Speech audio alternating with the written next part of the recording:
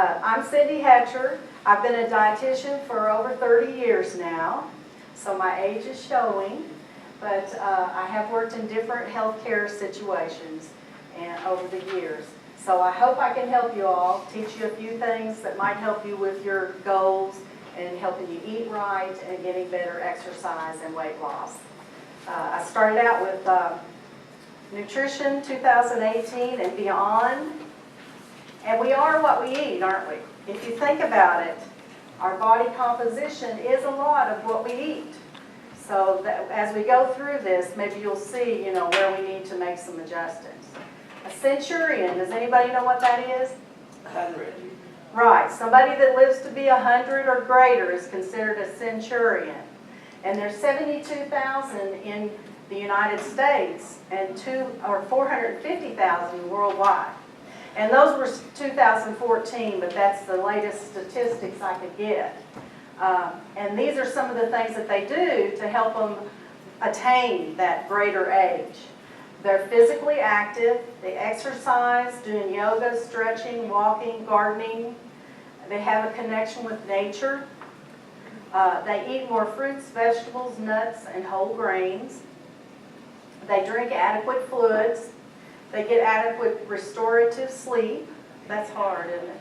That's hard to do sometimes. They don't smoke or use illicit drugs. They manage their stress well, so they've learned ways to help take it more easy and not let everything bother them as badly. They have a good social support system, and I think that's important too. And they do preventative health care.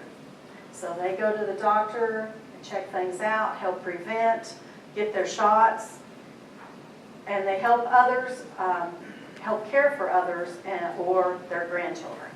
So that gives them a purpose as well, I think. There's some studies out now, the Blue Zones. Some of y'all may have seen this, the Blue Zones, by Dan Buettner. And what he did was he looked at different groups to see what they did to help attain this. To live to be longer and healthier. And I chose the one that was a 7-day Adventist from Loma Linda, California. And their diet consists mostly of 33% vegetables, 12% legumes, which is beans and peas, and soy products, 27% fruit, 10% skim milk, 4% meat and poultry.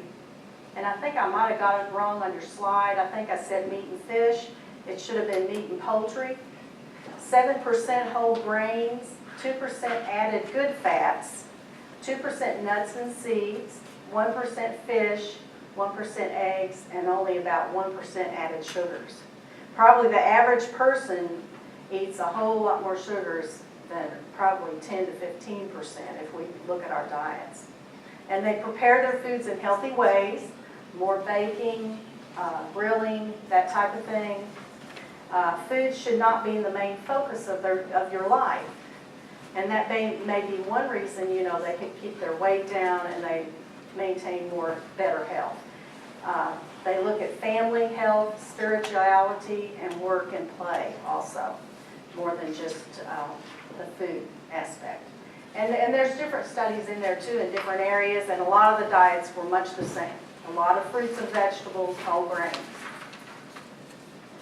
The dietary guidelines for Americans, these are set down for Health and Human Services, and there again, they follow a lot the same that what we've been talking about. Eating more fruits and vegetables to help you prevent disease. What are the main chronic diseases in the United States? Cancer. Heart disease. Heart disease is still number one. Diabetes and cancer is right up there close with heart disease now. So you want to prevent, we want to try to prevent those. And I know sometimes you can't, sometimes it's genetics and other factors, but a lot of times we can prevent it. A Mediterranean-style diet is helpful, and I will look at that more. Eating healthy are a combination of foods and drinks that you eat over time. In other words, it's okay to have pizza, once every couple weeks. But over time, you want to look at your diet and try to make sure that you've got all those other aspects in there. Focus, variety, and nutrient density. What's the most nutrient dense food? Meat. Well, actually they're looking at vitamins and minerals and stuff. What's the most nutrient dense? Vegetables. Vegetables are the most nutrient dense. Those are what we want to look at closer. And then you can look at the protein. A lot of your vegetables do have protein, but you can look at some of the better sources. You want to include all your food groups, and the reason they do that is so that we get a variety of nutrients over the whole diet. Limit your sugars to 10%. I was reading an article about children, and it was saying some children get like 200 grams of sugar in a day. And that's not even with Cokes. That wasn't even sugar-sweetened drinks. That was just with juices and foods that have added sugars in them. And sometimes we don't even realize they have added sugars. Yogurts, you know, especially the ones toward the kids, cereals that have added sugars, and some of those foods. Limit your saturated fat and trans fats to 10% per day. And I try to do this, and saturated fat is really hard to limit. If you're eating any processed food, if you're eating a lot of meat, you're going to get a lot of saturated fat. Limit your sodium to 2,300 milligrams a day or 1,500 or less a day if you have medical conditions that you need to do that. Remember your physical activity, at least 150 minutes a week, although he gets his in one day, which is good, but you know, try to at least get about 150 minutes per week. Try to vary that too. Don't just make it all walking. You need to do different types. And here's the Mediterranean diet. And as y'all can see, you go from the base up. So your breads and pasta, rice, granola, and whole grains are at the bottom. That doesn't mean you eat lots and lots of that, but those are some of the foods that you want to include. You need 3 or 4 servings at least of those foods. And when we look at serving sizes, you'll realize that that's not really that much. Beans and legumes and nuts, and then your vegetables and fruits, and then on up from there. Not so much of your meat and fats from the meats. Portions, you want to get those portions down, and I've got a few examples here. I don't know how far I can go. Okay, if you look, half a cup, get your measuring cups out. That's the best way to do your portion control. I try to base most things on a half a cup. That way you're keeping it lower. And your fruits and vegetables, about a half a cup serving. Not piled up, you know, even. Level it off. Yeah, my husband, he gets the potatoes and he said, can I have this much? You know, he's got it mounded up. Level it off, a half a cup is a serving. Same way with your green beans and your other vegetables.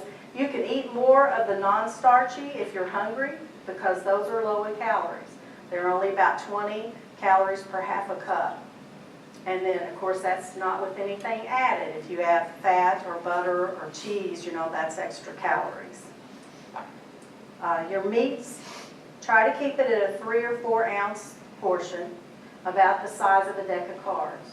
You know, about a ½ inch thick, about like your palm. And some people, more men, they have a lot bigger hands, more like the center of their palm.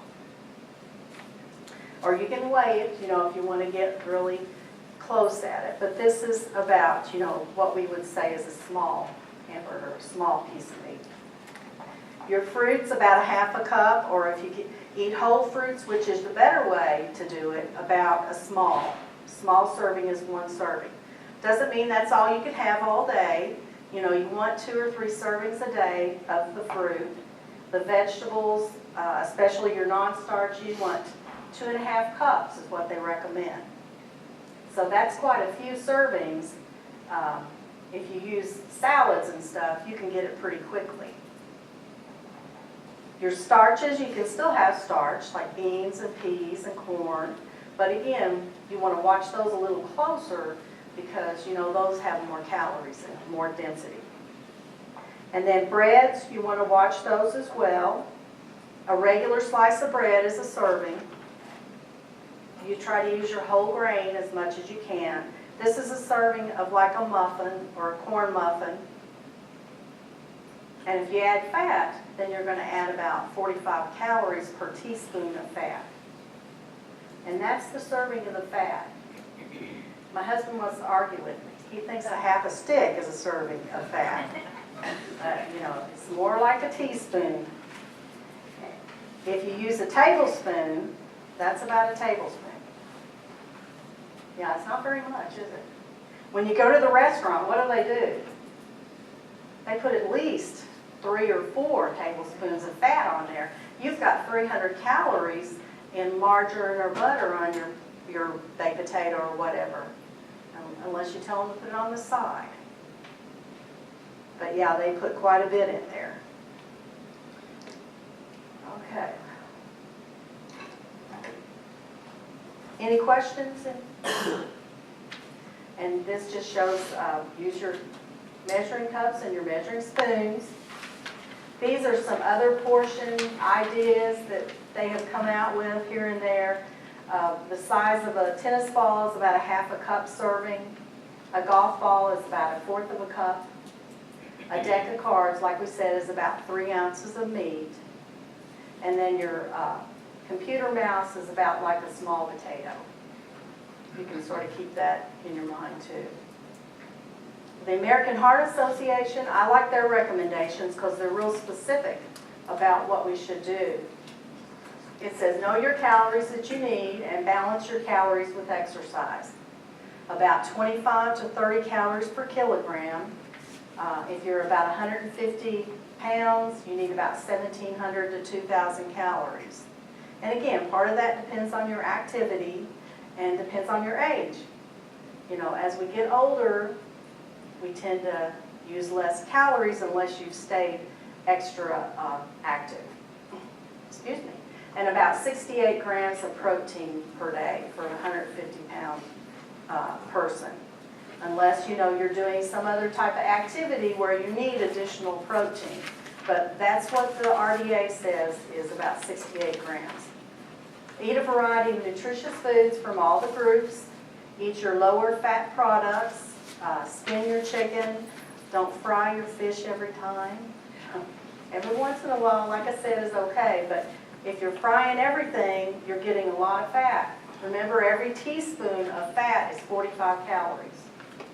So if I fry my fish, I'm getting about 4 or 5 teaspoons of fat, especially if it has breading on there too, and that adds a lot more calories. Nuts and legumes are also high in protein without the cholesterol and the fat, and especially the saturated fat. Any kind of plant products, vegetables, grains, plants, don't have cholesterol unless we add it. They have fats sometimes, you know, like your oils, but they don't have cholesterol unless you're adding something to it, like bacon grease or meat fat. Excuse me. Poly or unsaturated fats and oils are like your soybean oil, olive, canola oils, and limit the saturated fats and trans fatty acids, your sodium and your red meats. And if you look at food labels too, that will help you too, and we'll look at that in a minute. Eat less of your nutrient-poor foods, which are snacks, chips, cookies, that kind of thing, candy. I put a little bit of candy in the candy bowl at home. When the grandkids come in, when they leave, it's empty. So, you know, if you put things out like that, people are going to eat it, aren't they? So same way with us. If I keep the chocolate chip cookies out of the house, I'm better off. Choose high fiber foods from your whole grains, fruits, and vegetables. What does fiber help with? It helps with your bowels. It helps with constipation, that kind of thing. But it also helps make you feel full. And that will help you not want to eat as much till the next meal. So if anything, you know, with each meal, add a bowl of salad, a bowl of broccoli, you know, cauliflower, something like that, and that'll help fill you up too. This is the American Heart Association and lifestyle changes.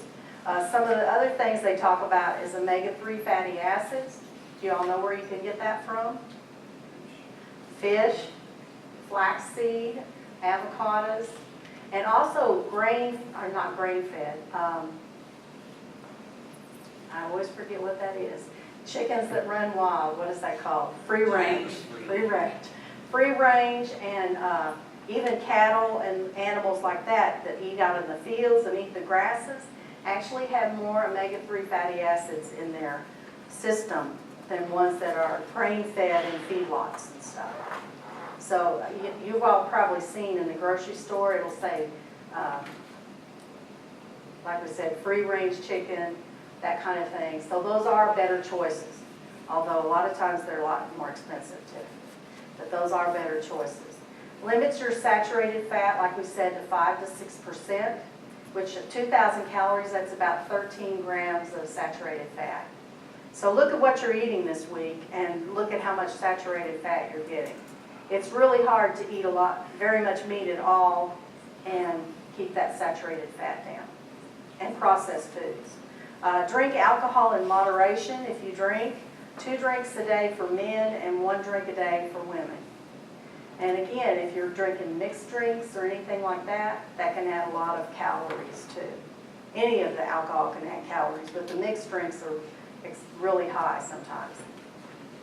And again, keep your eyes on portion sizes, and don't smoke. And also the American Heart says avoid secondhand smoke.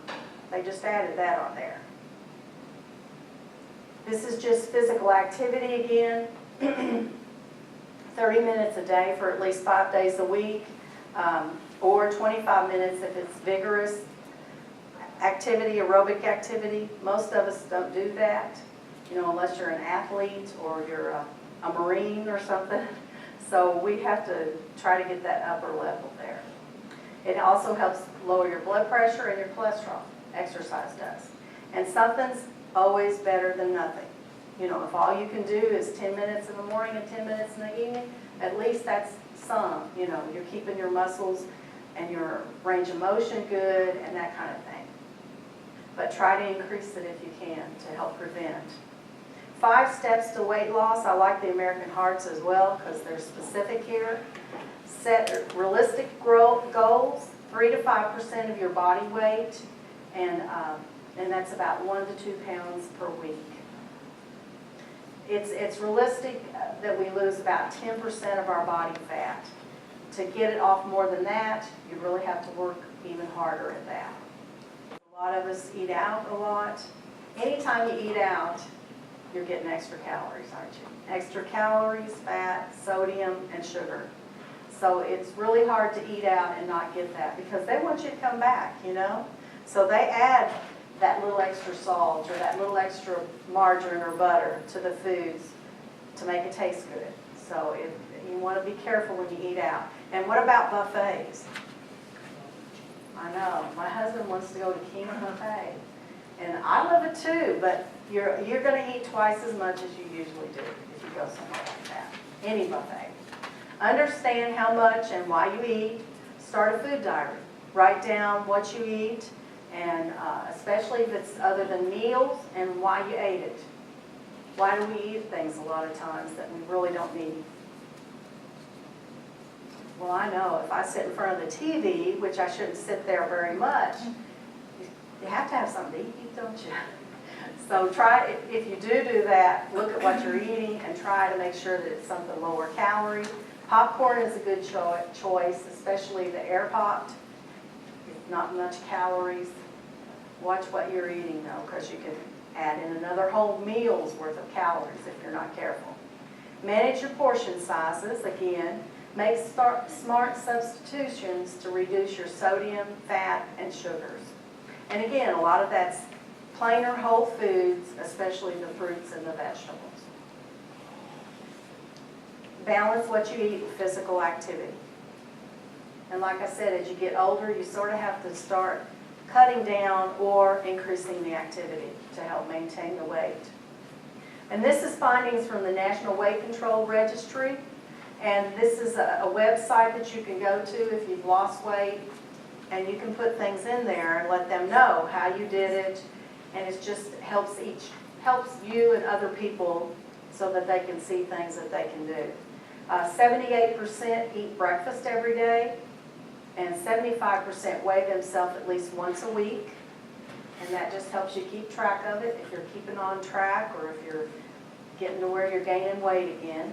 62% watch less than 10 hours of TV per week. 90% exercise on average about an hour a day. Those were just some of the statistics. American Heart Association, again, also decreased stress.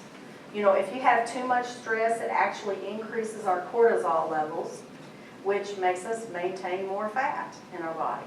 So if we have too much stress, it does tend to do that to us as well. It can mess up our whole metabolism. And this is just talking about quitting smoking and ways to decrease disease. Know your numbers. I think this is important. How many of you know what your cholesterol level is? How many of you know what your blood sugar is? Even if you're not diabetic, you should have that checked at least once a year, because that way it will help you prevent further problems. Your waist size. If we have a waist greater than 35 inches in a woman, that's a risk factor. That means we're getting overweight. If a man has greater than 40 inches, then again, they may start to be getting overweight. And if you look like Arnold Schwarzenegger, you know, that's a different story. You know, if you have a high percentage of muscle, it may not matter as much as if you have a higher percentage of body fat. Know your blood pressure.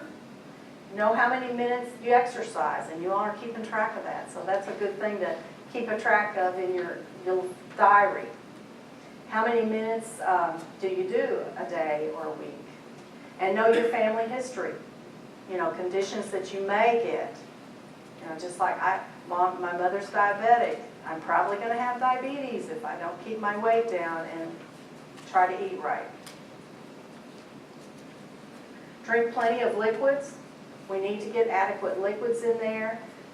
Don't overdo the caffeine or the sugary drinks. Try to drink more water.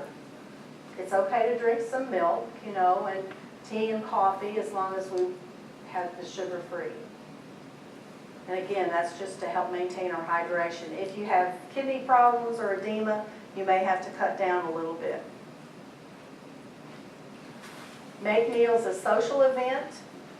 Again, it helps us increase our endorphins. If you increase your endorphins, you feel more satisfied, and you don't tend to eat as much. And also, if you eat with friends, you will tend to eat a more variety of foods. I know my aunt, she lives in a condo area that has a lot of other people her age, and they share. Like one night, one bunch will make a meal, and then the next night somebody else will make a meal. And it helps them have the socialization and also a variety of foods, different foods. Plan healthy meals. Use Choose My Plate to help you maintain a balanced meal. And you can go to choosemyplate.gov and look at the Super Tracker and healthy recipes and also meal plans. You can get meal plans there too. And it's all provided by the government. Anytime they put things into their USDA or Choose My Plate, it has to be proven over time that it's correct. So it is more correct information. Again, you want to get foods from all groups because we have to get all those different nutrients in there, don't we? We have to get our protein, our carbohydrate, our vitamins, minerals, fiber. You want to get all your vitamins that you need. So again, that's why we have to eat different foods to get the different ones in. Vitamin D, what's another way we can get vitamin D in? Sun. Right, sunshine. We need to get, and since we're in an area where for 6 months we probably don't get adequate sunshine, a lot of us can be vitamin D deficient. So that tends to be higher in areas where you're not getting as much sunshine. You have to have vitamin D to help you absorb your calcium.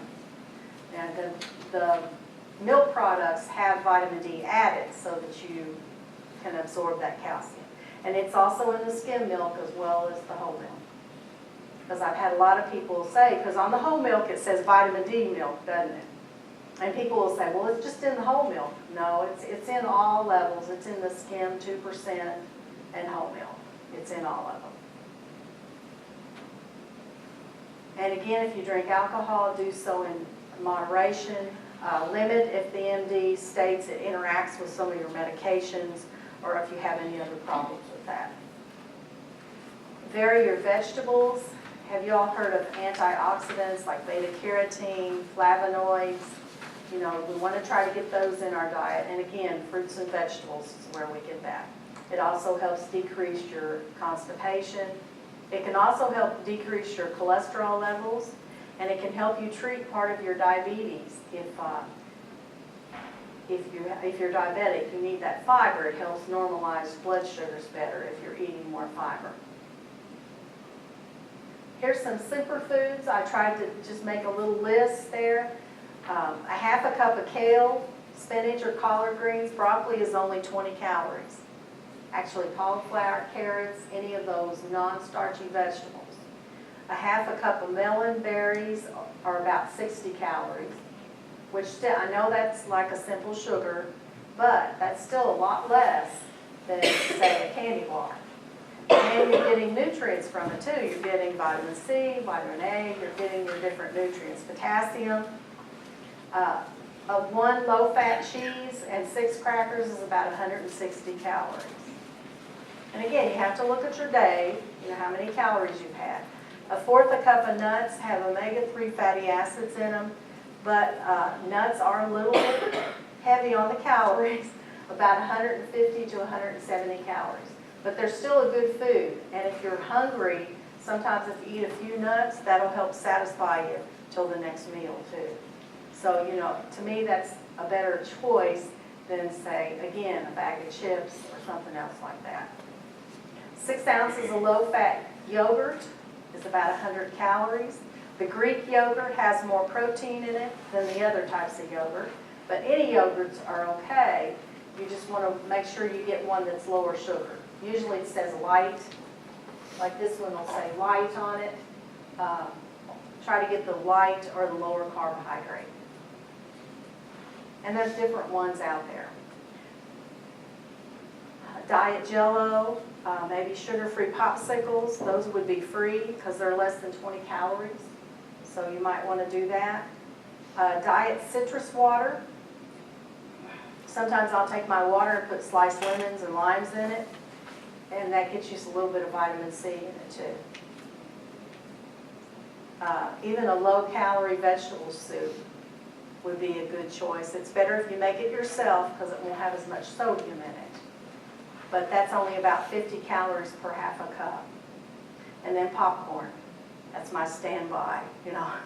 Air pop popcorn, or you can get a low-fat one in the microwave-type popcorns, but you have to look for them. And sometimes it's hard to find one that's low-fat and low-sodium. It's better to pop it from just regular plain grains. Boost your memory. The Mediterranean diet can help do that with the omega-3 fatty acids. Also vegetables, your berries and cherries, and B vitamins, foods that have B vitamins. Again, that's like your enriched cereals, enriched breads, broccoli, spinach is a good one. Lean pork is a good one to get a lot of your B vitamins in. And then exercise increases your circulation and also increases the oxygen to your brain. That again can help boost your memory and boost your brain power. Herbs and spices. We want to try to use some more of these herbs and spices because they've found more and more that they're full of antioxidants that can help prevent disease.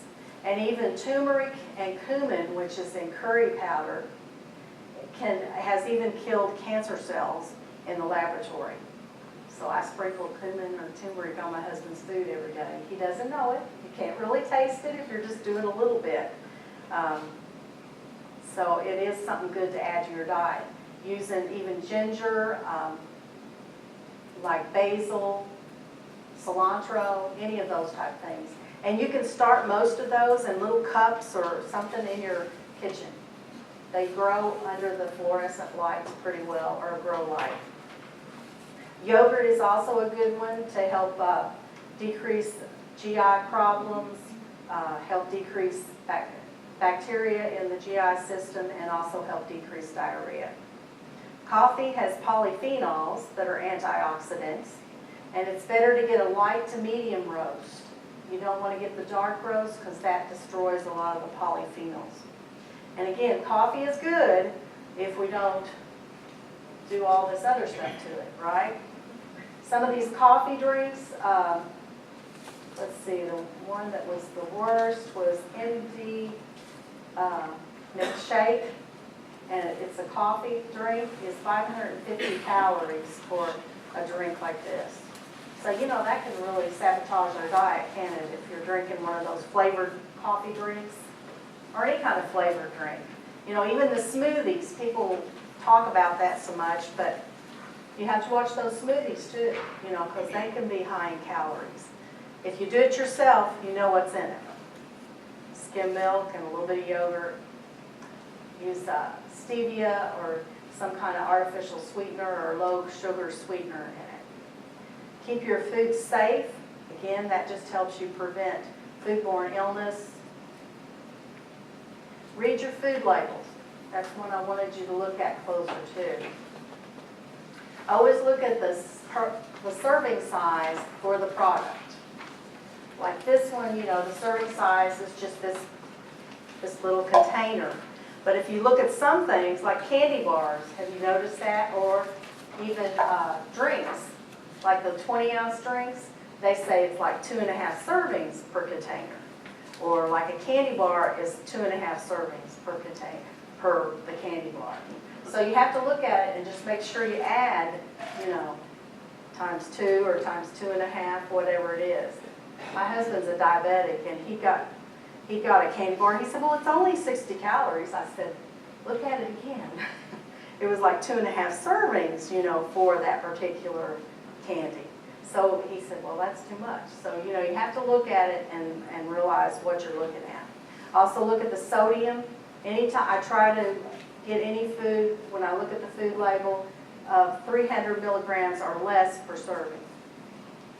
Canned beans, I love to use canned beans, but if you look at them, they're 700 to 800 milligrams per serving in the can. So try to get the no added salt ones or the lower salt ones. A lot of times you can. Same way with tomato products. It's very high in sodium. Soups, have y'all looked at the chicken noodle soup? It's 1,000 milligrams per serving. So look at that and just try to make some good choices. And again, if we cook ourselves from scratch or from whole foods, you're going to have less fat and less sodium in it. Check for the fat content as well. You know, look at that. And remember, moderation is a key. You know, if I do have a high sodium food for a meal, then adjust the other foods that you're eating, and then maybe adjust the supper meal that you're eating. You know, if you have a piece of pizza, which is high sodium, or some ham, you know, you can adjust the other meal and the other foods you eat with it to try to cut it down. Vitamin and mineral supplements, you can ask your doctor about that. Most of us can use a basic multivitamin. Just make sure it's nothing that has real high levels of different vitamins in it. The ones that we can become toxic to are the fatty soluble ones, which is vitamin A, D, E, and K. So you want to be careful with those. If you do take extra amounts of vitamin E or vitamin D, which the doctor has me taking, you know, you want to make sure he knows it to check your blood if he needs to.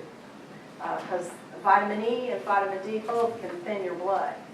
So you want to be careful. And if you were on, say, a blood thinner also, then you might have problems. Herbs also, you want to check with any medications that you're taking. Sometimes the herbs will interact. So you want to make sure he knows you're taking that, or ask your pharmacist too. The pharmacist probably knows that pretty well. Summary to good health and portion control. Again, try to start out with the vegetables first, the non-starchy fill up on those as much as you can. Have a couple servings of fruit a day. Your meats and things, try to use a smaller portion. And try to use unprocessed meats as much as possible, like the fresh chicken, the fresh ground meat, because that's going to have less sodium in it. It does have some naturally, and a lot of the chicken now, they inject it with sodium. So you are going to get some in that too, but just be aware of it. Eat whole grains like brown rice, oatmeal, quinoa, whole grain breads and cereals. Just watch your portion sizes. Look at the food label or stick with the half a cup if you're not sure. That would be a serving. Use heart healthy fats and oils like the canola oil or the olive oil. And you don't have to use a lot of oil. Just because I tell you to use olive oil doesn't mean that you use extra, does it? Because that does add calories. But it's okay to have a little bit, a few teaspoons a day. Get adequate physical activity. Make your lifestyle changes things that you can live with, things that you can change and stay with. And prevention is the key. That's going to help prevent weight gain and chronic health problems. And decrease stress, laugh, have fun. Just watch the other types of things that we're talking about. Have fun with family and friends. Get the spiritual connections, that will help as well. And keep up the exercise. This is just a few references and resources that I put down that may be helpful to you. Any questions?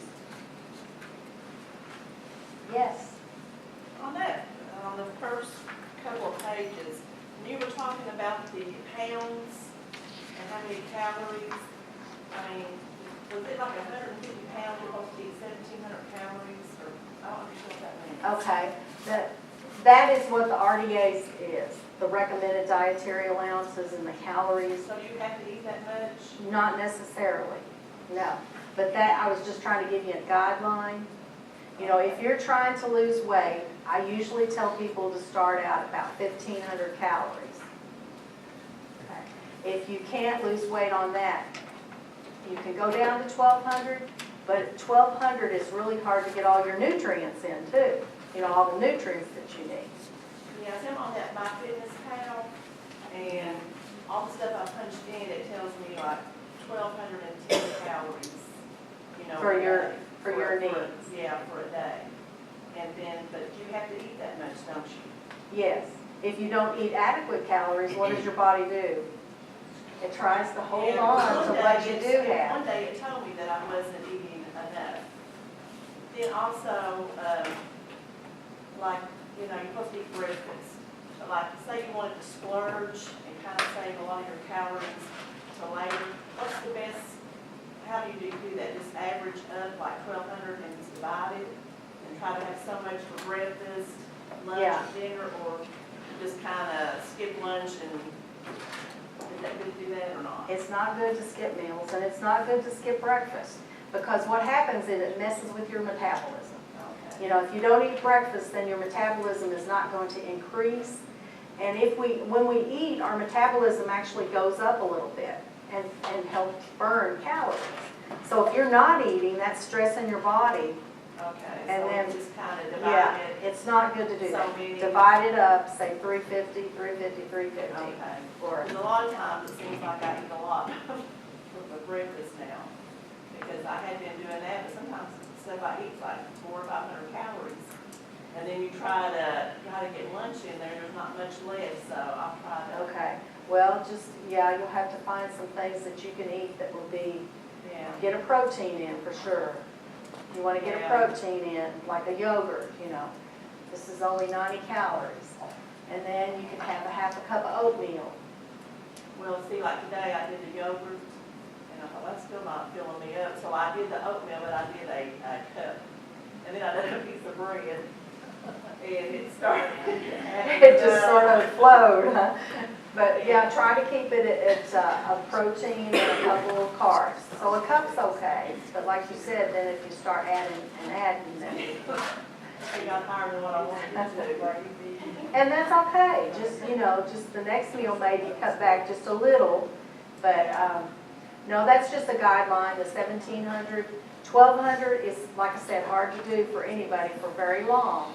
And for long-term use, you might want to get to more 1,500. Okay.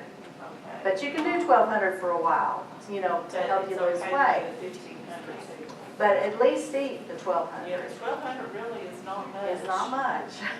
Are No. you using the MyFitness thing? Yeah, When you put in your goal, it adjusts your calories based on your goal too.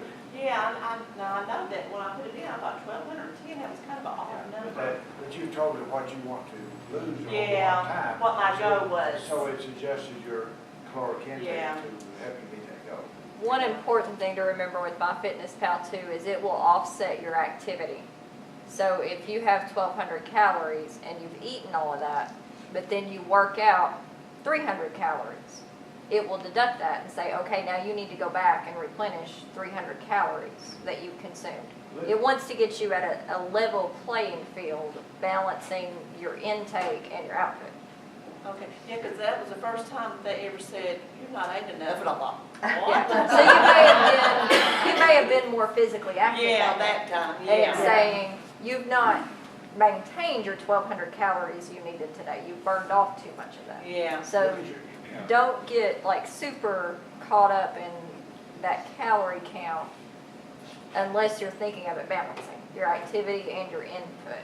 okay. Because like she said, if you cut down to 1,200 calories a day, Yeah, there's some days you're that not I'm getting your hungry, nutrients and in. then I start wanting to eat more because I thought, well, okay, I'm really starving now.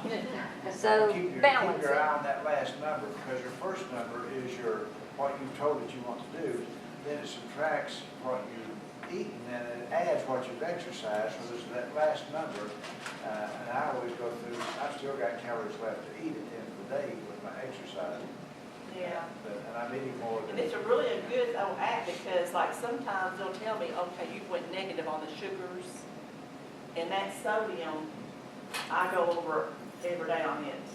It's hard, yeah, it is. But like you said, I was gonna say, you have to balance the activity. Yeah. Okay. Yeah, you better this week. Thank you. Any other questions? What about honey? You mentioned honey, you say, Honey? Honey is okay to use, of course it's natural, but it still has concentrated sugars. 60 calories per teaspoon. Yeah, so just if you can use it if you want, but just watch the calories if you want to use it. If we have 4 ounces of chicken to be served, we weigh that, should that 4 ounces be measured cooked or pre-cooked? Cooked, you get the cooked measure. Because it's going to shrink an ounce or so. Any other questions?